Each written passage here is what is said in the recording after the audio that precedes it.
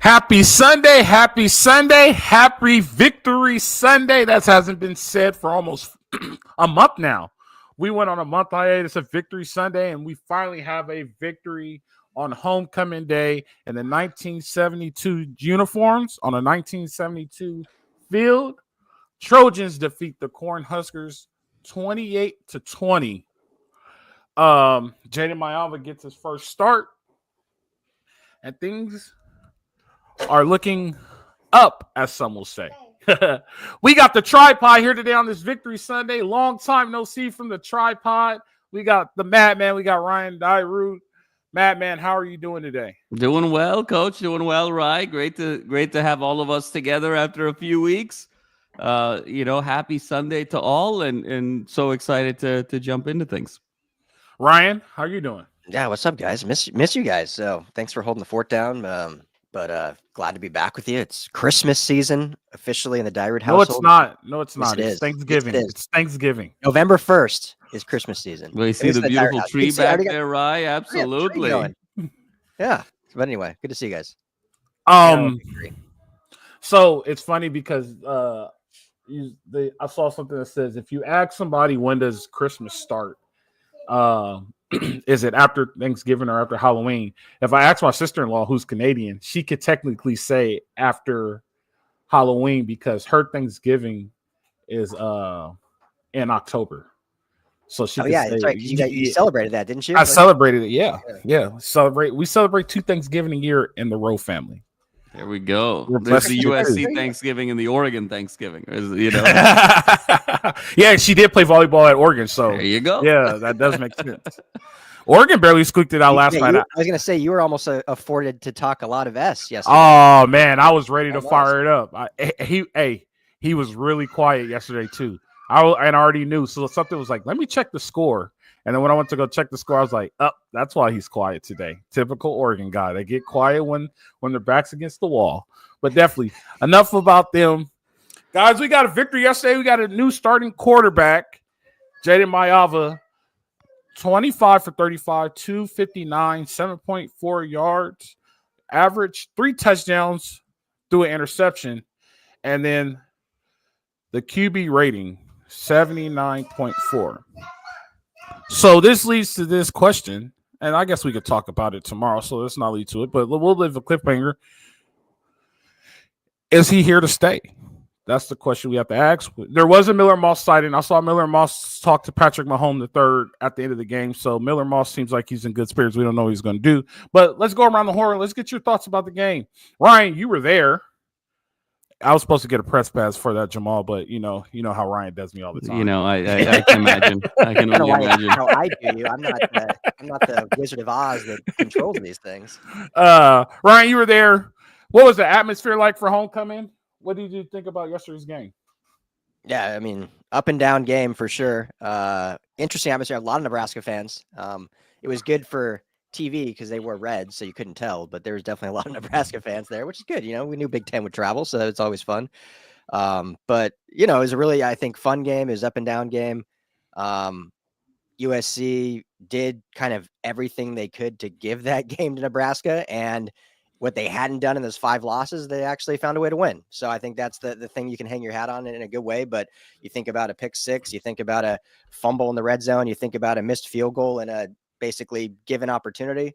They did a lot to give that game to Nebraska, but they did what they had to do to win. I thought they controlled the line of scrimmage fairly well. Nebraska only finished 819 yards on the ground, 191 through the air. So defensively there was some lapses here and there, and I think that last drive I would have liked to see them close it out a little better, not having to take it down to the end zone final seconds. But overall I thought defensively they played pretty well, and offensively you could definitely see Maiava was new. You could see, I think everyone could see why he was not starting it. You see the ceiling and the arm talent and the potential in Maiava, but you could see why he hadn't started the year. He just wasn't quite ready yet. And you could see that, but you can see the absolute, what he brings the offense that Miller Moss maybe did not. I think he opened things up in the run game and obviously had the rushing touchdown as well. Tremendous arm talent. I mean, I think his second pass of the game, he attempted like a 50-yard bomb down the sideline. So, it was fun to watch. The offense kind of come to life in a different fashion that we hadn't seen this year yet, I thought. And so a lot to build off that, and I think it'll just get better. And then the last thing I'll say is I think Deuce Robinson had his best game as a Trojan overall. I think I don't know. I think statistically actually had the best game, but just the way he actually contested catches, it's one thing that I think has been lacking this year is, as good as he is and as big as he is, I hadn't seen that like contested catch ability this season so far. It's like whenever Miller Moss would throw it up, like he didn't do him any favors and go up and get it. And in this game, he did. He had that huge third down catch on that game-winning drive. He had that big, obviously, one down the sidelines in the first half that could have been another interception. So great game from Deuce Robinson and good overall performance, I thought, from this team. Man, what do you got? Yeah, I mean, it was certainly an up and down game. I really had a kind of a couple takeaways. Obviously, we got to start with Maiava, and you guys said it really well. I mean, obviously the 25, 35, 259, 3 touchdowns, 1 interception. He did have the fumble. But, obviously you see the good, you see the challenges. Physically, he's so gifted. I think, from a processing information standpoint and understanding defenses and sort of understanding kind of the nuances of playing quarterback, he's just at the beginning of his journey. It's interesting because 4 of the 4 touchdown drives, 3 of them could have ended in interceptions very easily.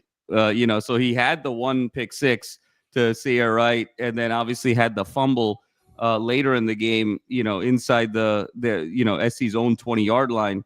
But man, if you look at some of these other drives too, I mean, even the first touchdown drive, the throw up to Deuce there, Deuce kind of made a contested catch. The Nebraska guy kind of just missed the ball there. I mean, that was sort of a back against the grain type of throw. Fortunate that ball got completed. Then you look at the second touchdown to Hudson. I mean, that went right through the Nebraska guy's hands again, bounced off Hudson, bounced off the Nebraska guy. That felt a little bit fluky. And then that last drive, up 21-20 on 3rd and 10. I mean, that was the game basically there, where Nebraska came off the edge and he, basically deflected the ball. It was just a knuckleball that found Lemon again on sort of a double doinker. I mean, how many double doinkers were sort of in this game? So obviously some really good. I thought he threw a really nice ball to Deuce for that other touchdown drive. Really nice play action there. And obviously you can kind of see the athleticism for sure of getting outside the edges and kind of chucking it. But you have to sort of give the grade as an incomplete here because, we just haven't seen enough yet to sort of make judgment. The numbers were nice, but honestly, this was, I mean, in the Lincoln Riley language, this was 3 plays from being a 5 turnover game, very, very easily. So fortunate that SC got the win. He was up and down, pretty erratic.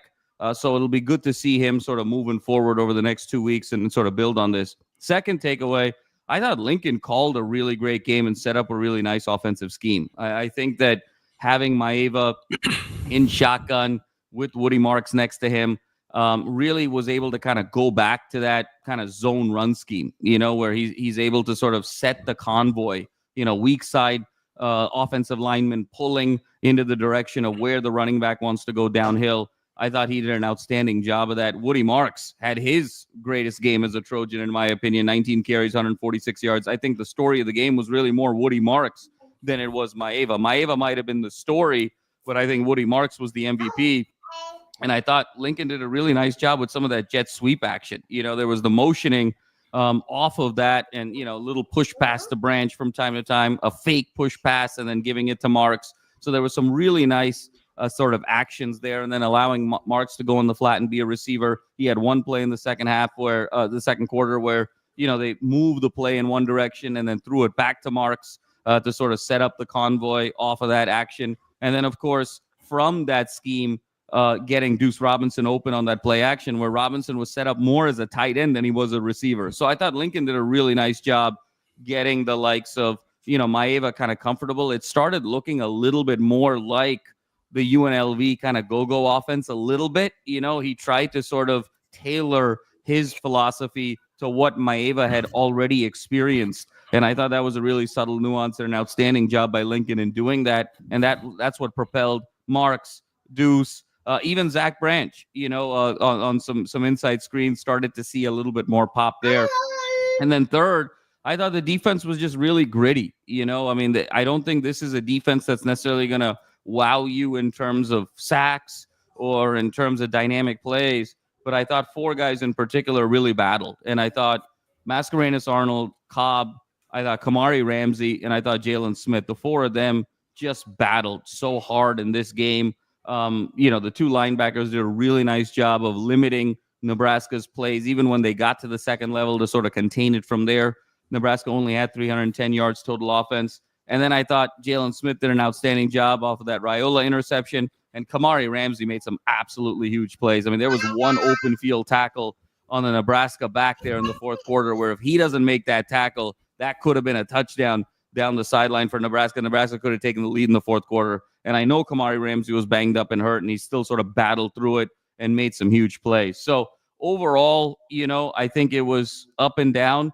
It's nice to get the win, but I don't know if I saw enough from Maiava to sort of make an assessment. I think it's an incomplete grade. And, I was a little bit disappointed, Coach and Rye, coming off of a bye. They still looked a little flat. They're still a little flat, a little lifeless. It was a little lifeless in the stadium too. Some empty seats. It was kind of a 50-50 crowd. So it's nice to get the win and move forward. But I do think schematically and emotionally, they're going to have to go to another level in these next 2 weeks, particularly in the rivalry game. If they demonstrated what they demonstrated yesterday, I think it's going to be hard to win either rivalry game. So some good, some to work on, but it's always great to learn from a victory. Yeah, so I find it interesting that there was no change in the performance of play from SC yesterday, even though there was a new quarterback, right? We're in a dogfight with a team that's, they're 5-5 now, 2-5 in conference. You know what I mean? For us to say that we're about equal with Nebraska says a lot on Lincoln Riley and says a lot on the potential of this team. That means we're not a really good team at all. We're a below average ball club who's going to fight. We're just average, like not even average. We're below average who's going to fight to be in a bowl game. Like we're a MAC bottom tier team, right? And so that's a little scary. The problem, what I'm going to speak about is I think we're a culture of excuses, and I think we've been accumulated to become a culture of excuses. Maiava threw a bad pick. He legit threw a pick to a smash, pretty much a floating corner in the smash route yesterday. And the first excuse was, this is his first time starting. Like, cut him some slack. It was a bad read. Bad read, bad throw. Also, the numbers didn't change. We had 400 yards in offense. The performance that we saw on the field did not change. We saw no change at all yesterday with a new starting quarterback. The text messages I got at 1 o'clock, and they were from Kenny. He's an Oregon Duck. He always talks mess. You guys know first text message he sent me was, I can't believe Lincoln Riley listened to the fans and took the quarterback out. The second text message he sent me was, Maiava's not it. You're going to need to put Miller Moss back in. The last one he sent me was, you want me to talk to Phil and loan you $190 million as long as we cherry pick your recruits. So this is somebody who played in the NFL, played Oregon, has tied the Rose Bowl record in sacks, is on the wall at the Rose Bowl for the Rose Bowl game, has a very good eye in football, and pretty much saw the same thing I saw. I think we needed to make a change. I'm not going to say that, and I'm not trying to sound like I'm contradicting anything. We needed to make a change, but I think we thought that the change was going to be something dramatic, and there was no change yesterday at all. We come out with a win, a nail biter against a very, very below average team, and all of a sudden Maiava's the savior. Put Maiava on the field against Penn State. I don't think anything changes. Put Maiava on the field against that Michigan game. I don't think there's any change in the situation. People say, he's young and this and that. I can't accept excuses anymore because we're too far deep into this. We're 100 million deep into this. We're at the point now to where we need to beat teams like this 40 by 40 points. We're at the point now to where, well, we won, so it must have been Maiava. Nah, Nebraska just is a bad football team. We play a better football team. We do that next week against you. We could do that again next week against UCLA. We lose. The victory bell goes back to its vacation home for another year. It doesn't get to come home. It goes back to his vacation home for another year. We do that in 2 weeks against Notre Dame. We're turning the TV off at halftime. Like we make so many excuses as a culture, and it's just not as SC. It's as a culture. There's always a reason why this didn't work. There's always a reason why this doesn't happen. There's always a reason why this. There's always a reason why that. It's time to accept the facts. It's time to brace it. And I hate to be the rain cloud after a victory. And I'm happy we finally won. One more game, we get to a bowl game. We're not good enough. We're paying too much, and we're putting too much into an investment to not get a return on our money. And that's the point we're in now. People's going to blame NLI. People's going to blame this. Let's talk facts. Yesterday, they ran fly sweep with Zach Branch finally. Why haven't they been running fly sweep the whole season?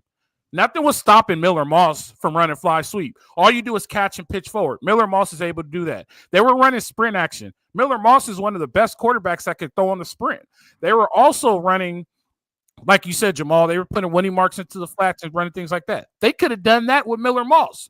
Why weren't they doing that with Miller Moss? So the whole time, Miller Moss isn't it. Miller Moss isn't it. But the play calling changes that could reach Miller Moss's capabilities, and it wasn't done.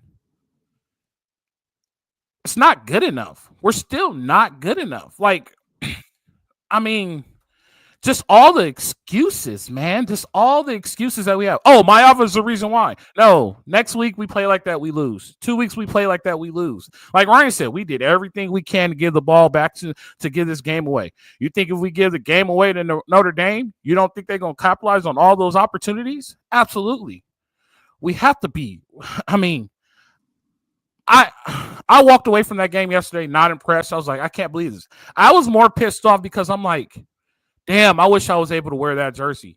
Damn, I wish I was able to play on the field. That's the 1972 national championship team that you're honoring, and you guys just pretty much did not care. It's so upsetting to me. I'm at a point now to where it's just like, all right, let's find a way to find this. We need 190 million because the next coach is going to get 100 million. We got to provide Lincoln Riley. We need 190.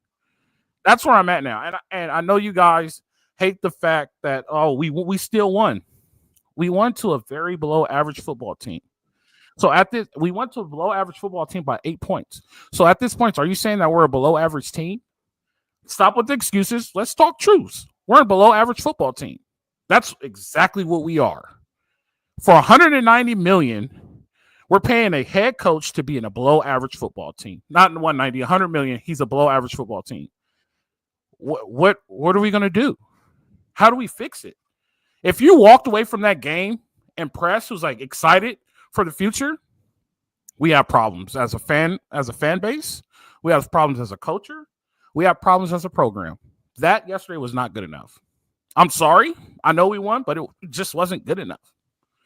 And my expectations are staying there. I'm tired of Jamal getting mad at me, saying I'm powdering people's butts and this and that. But that's just what it is. I apologize. I'm the rain cloud today, but I'm setting the expectation, and I'm setting it on that standard, and I'm keeping it there until we reach it. Ryan, you got anything? I hate when I'm negative and I'm bad and all that. Well, I'd push back a little bit. Like, I saw a lot of change. I mean, 32 runs. Almost 200 yards on the ground. But that could have been all year, though, Ryan. That's a change. Been all year. You can't say there was no change. I got you. There's a change. Touche. Now we're not in the huddle. We're not on in the headset, so we don't know the play calls. So I'm not saying I'm right, you're wrong, but I think there's a lot of instances in this offense. It's a really RPO heavy offense, and there's a lot of instances where Miller Moss chose pass over run. And Maiava maybe chose run over pass. I mean, I think we've talked about this in the show before. There's instances where, you could see Moss calling out of runs or hanging onto the ball instead of giving Woody Marks the ball, or instead of taking it himself. Hard to say for sure. We're not in the huddle, but I mean, I think that's possibly part of it. The fact that this offense went from an RPO offense that saw a lot of run to a straight basically play action pocket passing offense with Miller Moss. So I don't know if it's necessarily just the play call as much as the quarterback choosing those plays. So, but no, I saw a lot of change. I'm not sitting here saying it was all good, but I think there was some positive change.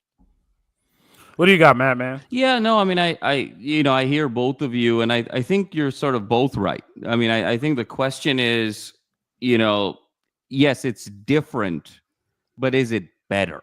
Right? That's the question, right? It's so we can sort of agree that it's different, but is it going to translate into a better product on the field, at least for these last few weeks?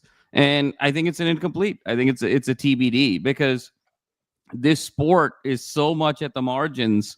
I mean, if we just go back to that last drive, the SC's last drive, I mean, just go back and turn on the tape on 3rd and 10. I mean, got totally beat on at right tackle. Again, Murphy got totally beat, and Nebraska gets to Maiava. That ball comes out as a side. It was like Uranus, I mean, the way that ball came out. I mean, it was a side orbit ball, that was just sort of a fluke. I mean, it just sort of found Lemon, bounced off the Nebraska guy. If that's an interception and Nebraska goes down and kicks the game-winning field goal and wins this game 23-21, we're having a completely different conversation than we are right now. If USC, if Maiava doesn't throw the pick six and maybe SC has more of a distance with the victory, we're having a completely different conversation. If any of the other two near misses that Maiava threw up became interceptions, we're having a completely different conversation. So I think this is one of those games, Coach, to your point, I agree with you that we played a mediocre football team and we barely won. This team right now is a mediocre football team. And the narrative of we were only 4 or 5 plays away, that's not, because this team is still 5, 6, 7 players, really good players away from being, I think, the team, Coach, that we all want them to be. And so that's just the nature of where we are right now. Now, the question is, can this group sort of galvanize over the next 2 weeks during rivalry week and kind of salvage this season and make a bowl game? But this is a mediocre football team. I mean, you saw it even the way they were sort of playing the chicken and the egg game at halftime.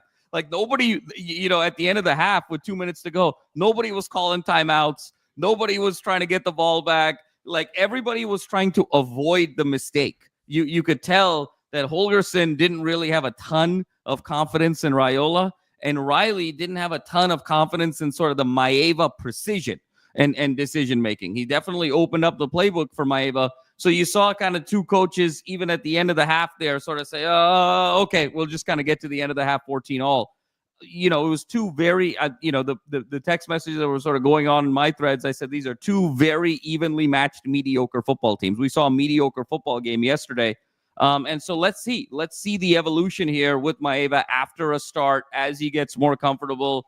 We saw some progress at the end of that game when he was kind of feeling that rush. He threw one of those balls away where before he was trying to sort of force that ball in, so let's see him sort of evolve over these 2 weeks. And this is why you start him, because you got to know what you have, and you got to know what you have over a consistent body of work over 3 games. So then if you're Lincoln Riley, you can make a decision of, is he my absolute quarterback for 2025? Do I have to go into the portal, get somebody? Obviously, we're talking about all the high school kids right now, but which true freshman is going to be truly ready to start? That remains to be seen. Or, is he my guy? So I think this is all part of kind of the preseason discovery, if you will, going into 2025. But I agree with you. I mean, I didn't walk away there inspired. And particularly, and I know this is not the segment that we're going to be talking about this, but if I was a Longstreet and I was a Stewart and I sat there and I sort of saw the environment yesterday,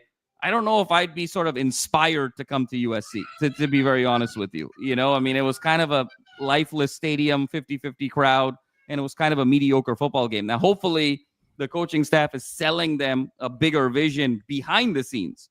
But in all fairness, in front of the scenes, I don't know if that was the game to sort of sell the USC program overall, both on the field as well as from an atmosphere perspective.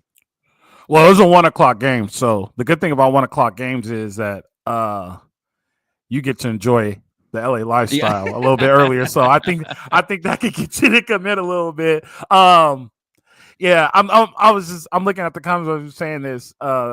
There's some defensive stuff in here. Defense competed really hard. The defense competed really hard. The defense played well. The defense played well. Really well. You know who else played well? Starters there. I mean, there's starter and building block guys there for next year, and I think that's what we have to be really excited about. I mean, Kamari Ramsey is going to be the leader of the back end of this defense next year, no question about it. He just has to stay healthy, and he can sort of set that culture on the back end. I think we're all starting to see the evolution of Cam Fountain as really a stalwart on that front end. Hopefully, an Anthony Lucas kind of comes back from injury, and then you start sort of peppering it out with Green, and then Gentry. You've got Gentry and Tompkins, and you've got guys now that you can sort of put together, and be excited about next year. So I'm getting excited about kind of the right mesh of this defense next year. In terms of guys that are getting really good experience, they competed really hard, and Holgorsen tried to do some things. But Raiola still looked really confused and tentative, and that's a testament to SC's play defensively. I wonder who this is. Anybody has any guesses who this is? This is first name? The Thrill, Decker, and the Victory Bell week has already begun. Will, it's only PI if they call it. Yeah. It's only PI if they call it, Will. Hey, so I will say this. You know who also played a very good game? Both tackles played really good. They held number 9. For the most part, they contained number 9 because he's vicious. And I didn't know he was 300 pounds playing the edge. That's legit. You know what I mean? Like, that's a very big dude playing the edge. Like, they did very well too. And I just want Ryan, I will say this, just my rebuttal, that we should have been running the ball like that a long time ago. I would say this though. So I'm gonna say the positive. Joyner got a little bit more carries than normal, and I'm good with that. We're starting to see what we're going to get out of Joyner. Joyner got the ball 7 times. He normally gets it like 2 or 3, right? He got the ball 7 times, 19 yards. We got to see a lot of younger guys. We're starting to see people rotate in. The only problem I don't like with that is getting guys reps in this game. Next week, those guys aren't going to get reps, and that's how you get people to become upset, if that makes sense. You know what I mean? Like, oh, I'm starting to play now. Like, they're starting to see me. Like, I got a chance for next year. And then you get into these 2 rivalry games that mean so much to the school, so much to your contract, so much to your employment. You're not going to give these guys the same opportunity for the next 2 weeks. They're going to get upset, and then all of a sudden, they'll be like, I'm going somewhere else. These guys play me. That's the only fear I have with that. And Jamal will say this. I'm a little astonished that you're looking forward to next year. You told me not to look forward to next year anymore because of the portal. I mean, I'm just joking. It's just no. I mean, it's a fair point, but I think next year's here. I mean, so yeah. But it's interesting. So we have Victory Bell Week coming up, right? Tomorrow we'll talk about Madman Mania will talk about is there really a quarterback controversy? Should they go to the portal? I think we should dabble on it a little bit. I think they need a backup. And to be honest with you, I think they need to recruit 2 quarterbacks. They need to get Longstreet, or they need to get Julian Lewis, and they need to go get a guy that's not as good as him, but just is one attribute off.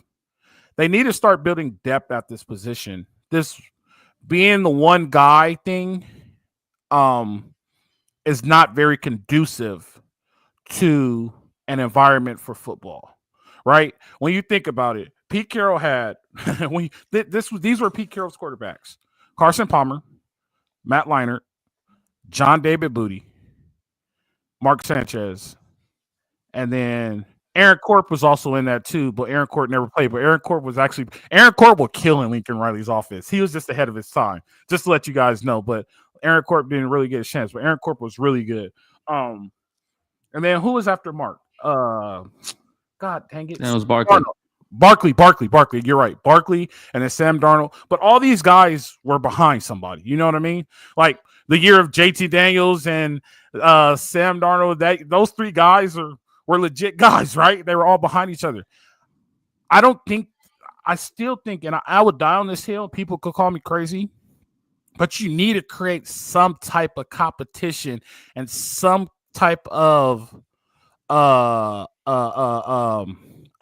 making them feel uncomfortable. Just a little bit of looking over your shoulder, like, all right, I know this guy's on my back, and I know I can't really mess up because I could get my spot taken. Just a little bit of that. You know what I mean? Not conniving, like, oh, I'm the guy behind him's cutting his Achilles, but you need to know, like, hey, if I don't play well, my spot could get taken. I don't think they have that, and I think that's why I could be wrong. This is just my opinion, and this is just is what I think. I'm not saying this is factual, but I could be wrong. But this is what I think. I think you get so comfortable, you throw a pick, you're like, it's all right, and my spot's safe. You know what I mean? Compared to look at Texas. Hey, Quinn Ewers, you're having a terrible day against Georgia. Arch, let's go. That kind of like, oh. Coach, I mean, I agree with you, but that's like not the norm. I mean, they're paying each of those guys $3 million to be. They're the two highest paid NIL quarterbacks in college football. No other team has a back. Quinn and Arch? Yeah. Arch is making more than every quarterback not named Shedeur Sanders. So you're telling me no. Well, I shouldn't say no. You're telling me that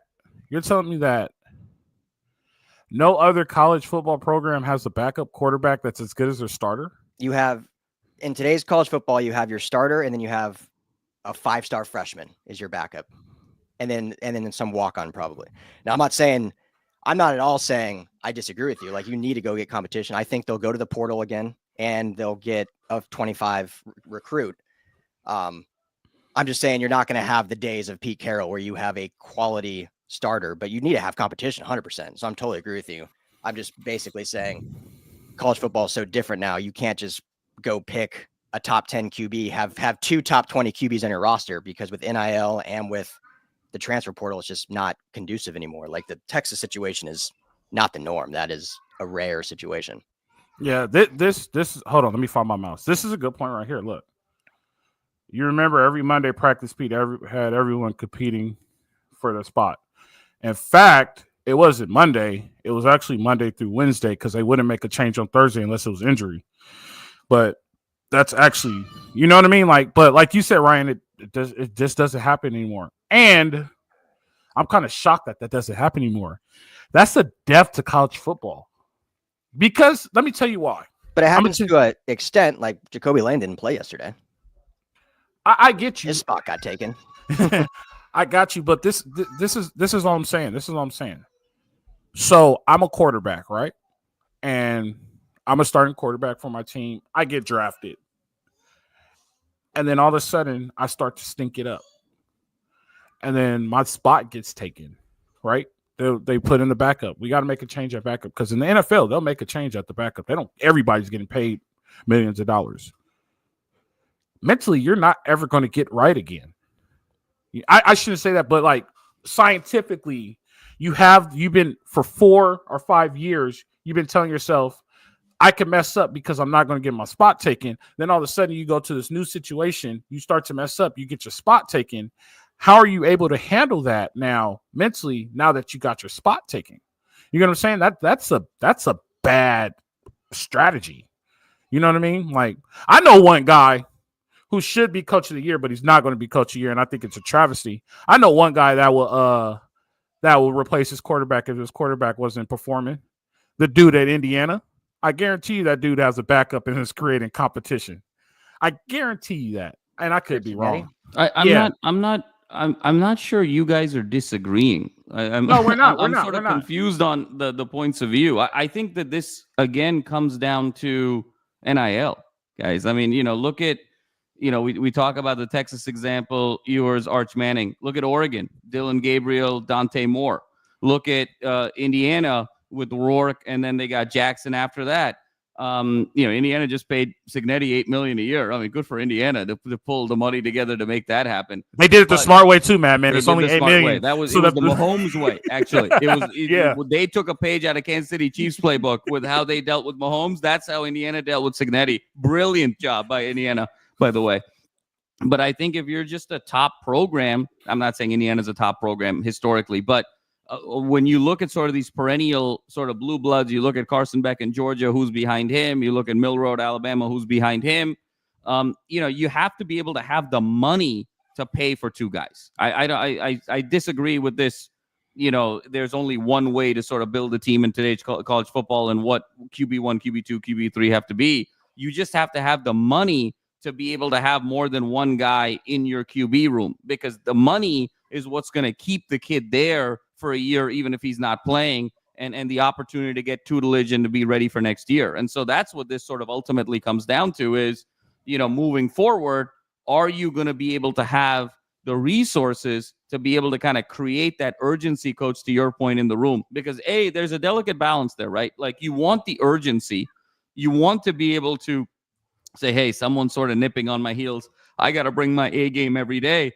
But at the same time, you don't want to sort of create this anxiety, because there's kids that don't sort of respond to that either, right? I mean, if you're always sort of looking over your shoulder at every mistake or two and then not perform as a result of that, that's not really kind of creating an environment where you're going to be your best, right? So there's a delicate balance there. The best way to sort of have that balance between urgency and anxiety is you have enough money to bring two guys in, and that second guy is a little bit younger. And he doesn't have to be a guy straight out of high school. He could be a redshirt freshman, whatever, but you're paying kind of top dollar to both, so they both sort of understand their role. And the second guy's job is really to push that guy, and only if something kind of goes wrong, either with win-loss record or with injury or just with, the locker room, does that second guy sort of step in mid-season. I think that's how you sort of have to approach it in this day and age. I agree with Ryan, coach. I mean, that 05 team, right, that we love, where Leinart was QB1, Booty was QB3, and Sanchez was QB3. I mean, that's a $12 million quarterback room in today's day and age. I mean, you're taking up 65%, you're taking up 60% of Ohio State's overall NIL for the year in your quarterback room. So I agree with you that the days of that are gone away in a sense, because there's not that many dollars to sort of go around. But that's how you got to approach it. And I think that's why, back to sort of, being SC centric, I mean, that's why you got to play Maiava. He's got an incomplete grade with me. It wasn't good. It wasn't bad. We need to see more, because there was enough good there, but there was also enough bad there that we need to see which of those two characteristics sort of wins out. And so he's going to have two really great tests between Notre Dame and UCLA.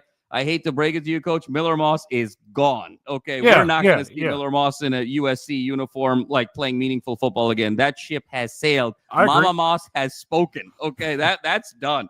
Did you see that? Did you see that? Mama Moss has spoken, and that's the mic drop, and that's done. Okay. And so moving forward now, what did she say? I didn't see it.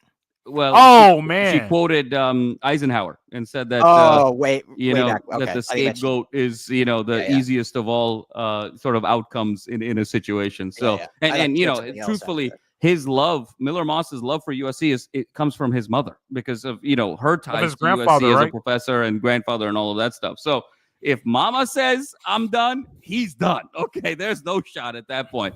So I think that's why you got to sort of look at Maiava over these next 3 games and then make that assessment. Is he my guy, or does he have enough where he's definitely, I can mold him in the offseason to be QB1, or is there enough on the line where I need to go bring somebody else to sort of compete with him, which is a different NIL value, or there's some red flags here. I really need to go get kind of an elevated other quarterback, which is a different NIL value. So that's why you're sort of going through this assessment right now. And that's why he's got to play the next 2 games. And you have to really get credible signal from that.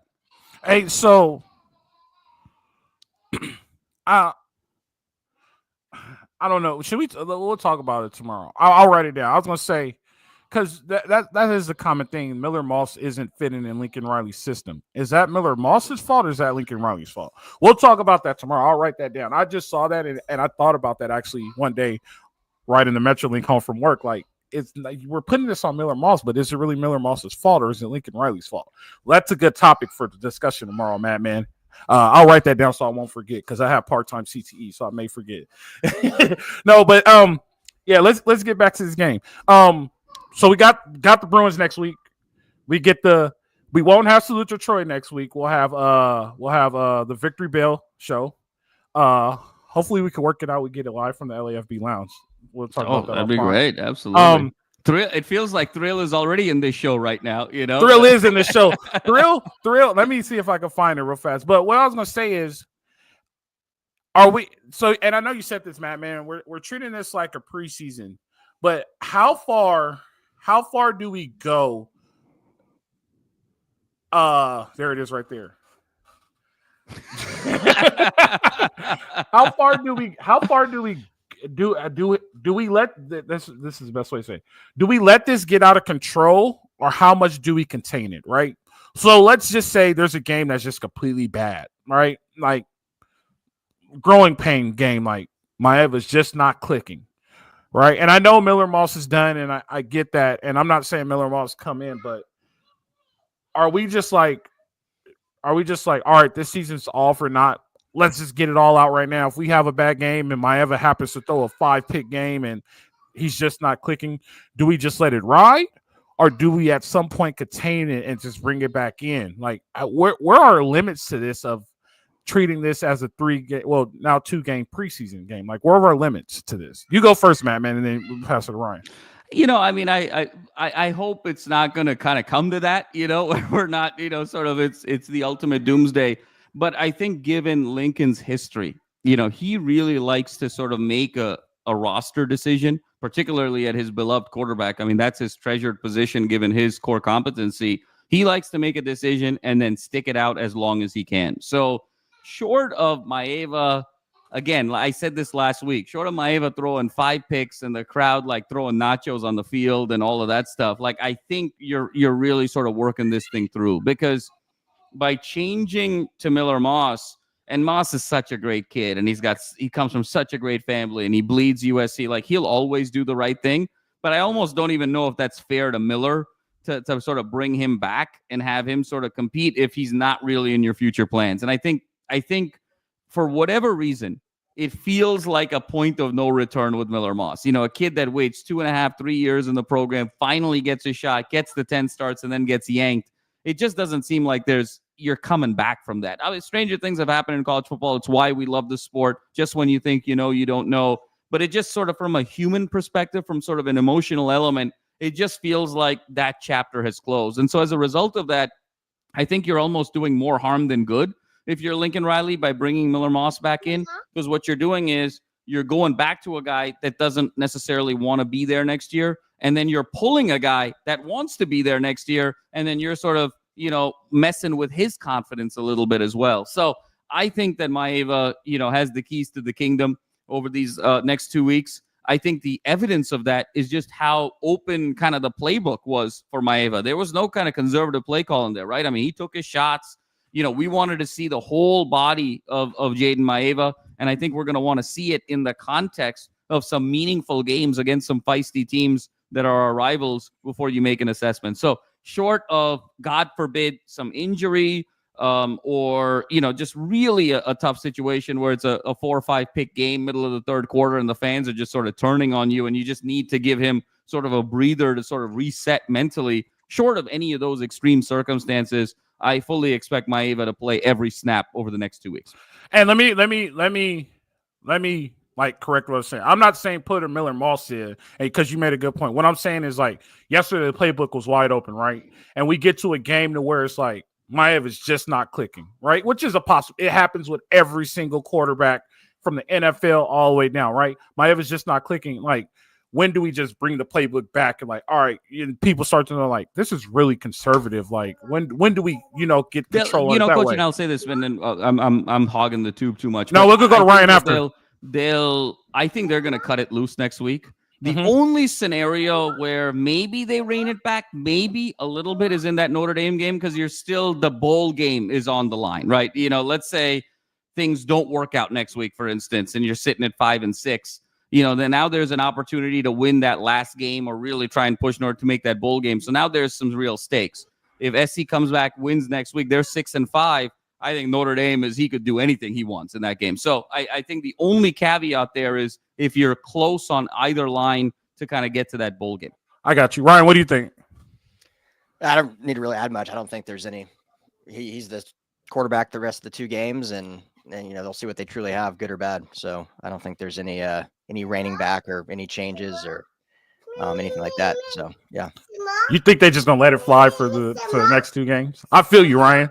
Just fuck it, piss in the wind. Why not? Yeah, I got you. You guys got anything else? Victory Bell Week. I gotta address Thrill's, PI comments over here. He got away with the PI stuff.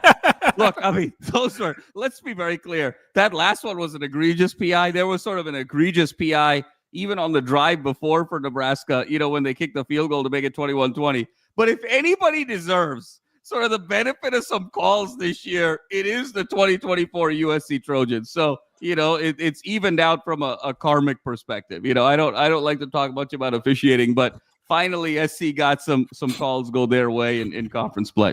Hey, you know what was crazy though? We did get a lot of calls yesterday, and I was like, this is weird. It felt like a makeup game, yeah. A little bit, Yeah, it was one of those things like every time the flag was thrown, I'm like, oh man, it was like, oh, it's against Nebraska.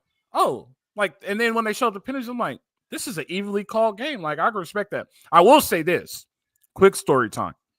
When we played Nebraska in 2006 at home, the hotel we stayed at, full of Nebraska fans doing their chants the whole night, trying to keep us up all night. Nebraska travels very well. I'm impressed with how Nebraska travels. They hit you with that "Go Big Red," "Go Big Red." But all right, take it easy, coach. All right, just take it easy. They normally get shut up, so we shut them up yesterday. That works out. And then a sad note, Poly lost. So I'm just watching 2 programs die in front of me that I was a part of. Like, it's so sad, but that's CIF's fault. That's another show. When we start a high school show, I'll let you guys know where CIF completely botched this whole thing. But anyway, neither here nor there. Yeah, that's a good point. All right, one more thing. I did like one thing yesterday. Before the game, they did not let them step on the logo, and they got Ryan. Did you see that? Did you actually see that when it happened? Yeah, it was good. Yeah, I loved it. I loved every bit of that. I thought we were going to blow them out. I'm like, yeah, don't let them stand on our logo. They don't stand in the middle of our field. Like, what's wrong with them? Like I loved every bit of that. But, at the end of the day, zebra doesn't change the stripe. So things really did happen. But I love that part. If we could take that and transform it into play, we'll be undefeated. We'll be talking playoffs. We'll be happy. We'll be trying to book flights to go to the national championship. But we're a long ways from that. But hopefully we'll get there one day. You know what I mean? We don't know what Barry Odom, but we're a long way from Barry Odom too. Get to see that go offense in person. Good deal. You guys got anything else before you get out of here? Yes, Another sir. good one, Coach. Always great to see you guys. More content this week. I mean, we got the show tomorrow. We're gonna have Victory Bell. Man, get your popcorn ready for that Victory Bell show. This is gonna be something else. Getting Coach Rowe and Will the Thrill Decker in the same room together. That's gonna be really, really fun. And Madman, I've been waiting all year to tell Will I told you so about Chip Kelly. I've been waiting all year. Will is ready, man. Will is ready. I've been waiting all year to tell him I told you so about Chip Kelly. Hey, Will, I told you so, but we get to talk about it on the show. I appreciate you guys. I appreciate all you guys for tuning in and watching. Had a good viewership today. Appreciate you guys. Bet Online Salute Detroit podcast. Victory Sunday. Trojans beat the Cornhuskers 28-20. 5-5 on the season. We won't mention the conference record. We'll just let that one just go away. I appreciate you guys. You guys know where to go. LAFB Network. You guys know where to go. Live free. Fight on.